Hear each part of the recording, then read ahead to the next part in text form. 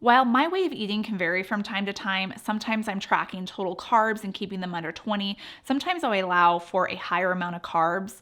Overall, I generally stick to a low carb diet because that's how I feel my best. But if you've noticed I've slimmed down a little bit over the last year, it's because I've been doing something different. I've been eating more protein, and I'll get into how much and why in this video as I take you through what a full day of eating higher protein looks like on a low carb diet. First off is breakfast. I no longer skip breakfast or intermittent fast because with the amount of protein that my body needs, it's really hard to get that in with just 1 or 2 meals. Today, I wanted to prepare a quick and easy breakfast that I can easily reheat in the mornings, so I'm making egg bites. These egg bites I make in a muffin tin. They're so simple to make. You just need a dozen eggs, salami, feta cheese, and salt. And to keep the eggs from sticking to the pan, spray each cavity with cooking oil. I'm using avocado oil. Then you lay down a slice of salami into each cavity. I've made these before using deli ham. Pepperoni is also excellent with eggs, so you should try that. And of course, I gotta sample the goods when I'm having salami. Then crack in an egg into each cavity.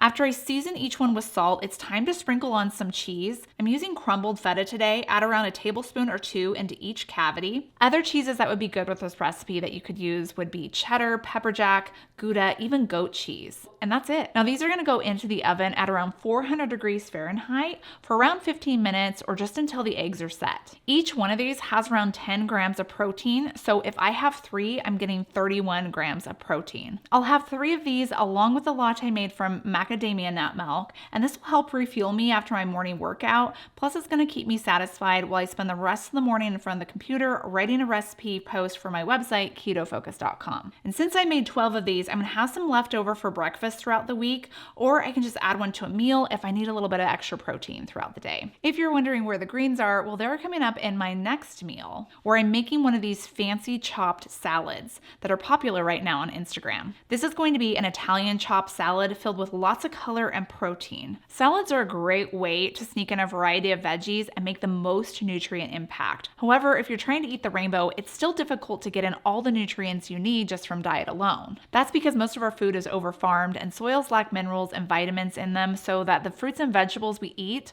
aren't as nutrient dense as they should be. I was taking a multivitamin and a probiotic and a separate vitamin D supplement. I do live in Oregon, so I don't get as much vitamin D made from sun exposure on my skin, but I decided to replace all that and just take one thing. This little gem right here. Actually, it's called gem. It's more than just a multivitamin. It has over 20 vitamins, minerals, prebiotics, and probiotics to help fill in those gaps of what I'm missing from my diet. And it's made from real whole food source nutrients that help support my entire body. I got rid of the synthetic vitamin D because gem has vitamin D that's sourced from sustainable plant-based algae that's going to help support my immune system. And since I've been lifting weights, I need vitamin K2 to help build strong bones. Well, gem contains vitamin K2 that's sourced from chickpeas. Yep, this has chickpeas in it. And quinoa too, which provides B vitamins with every bite. But don't worry, it actually tastes good. They worked with a pastry chef to help make sure it's just as delicious as it is nutritious. Right now, Gem is offering 50% off of your first month.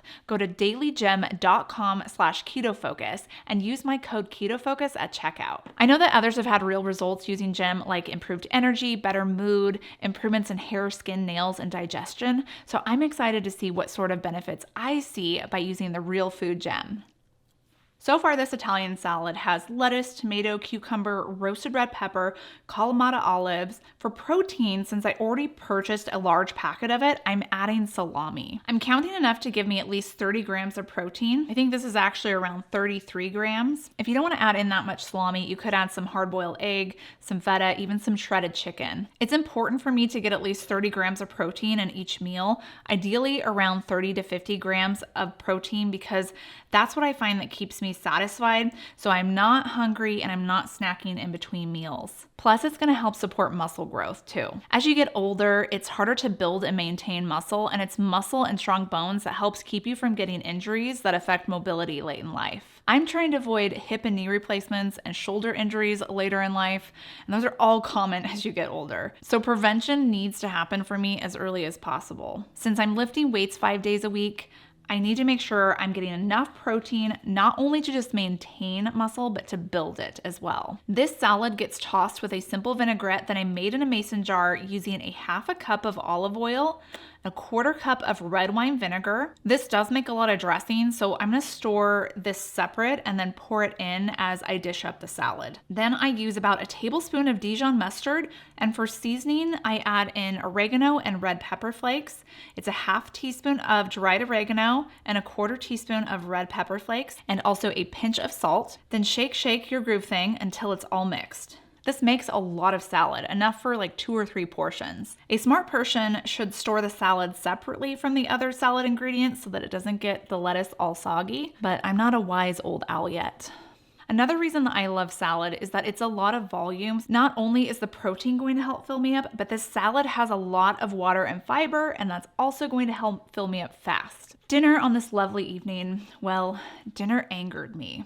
I decided to try another recipe I saw on Instagram and adapted it a tad to fit my low-carb, high-protein new way of eating. I started by slicing some red onion, about half of a medium red onion here, and then added that along with sliced mushroom, drizzle of olive oil, salt and pepper, just like the video said to do. I added chunks of cream cheese and then sliced off the top of a whole thing of garlic and nestled it inside the dish. And then drizzled a little bit more olive oil on top of that garlic. And then into the oven it went to bake at 360 degrees for 30 to 40 minutes, just like the recipe said to do. 10 minutes before the veggies were supposed to be done, I started on my pasta. I'm using my favorite protein-packed, low-carb, gluten-free pasta. Each serving has 20 grams of protein and 15 grams of fiber. It boils up just like regular pasta, but it's made from lupin beans instead of wheat, so it's actually gluten-free. And I've also noticed that it doesn't take quite as long to cook up as regular pasta does. While I was cooking that, I went back to the oven and added about 1.5 pounds of cooked chicken to the veggies. That's when I noticed that my timing was way off. The garlic was still rock hard. I covered it with the chicken and hoped that it would steam and roast faster, as well as I cranked the oven up to 400 degrees Fahrenheit. Once the pasta was done, I drained off the water and then ran some cold water over it to keep the noodles from sticking together. And then it was time to check on the dish in the oven. The garlic was still hard. It needed around 10 more minutes. At this point, my biggest fear, besides a giant snake slithering through my kitchen, was that the chicken was gonna turn out too dry because it was cooked to begin with, and actually it already looked like it was kind of getting dry.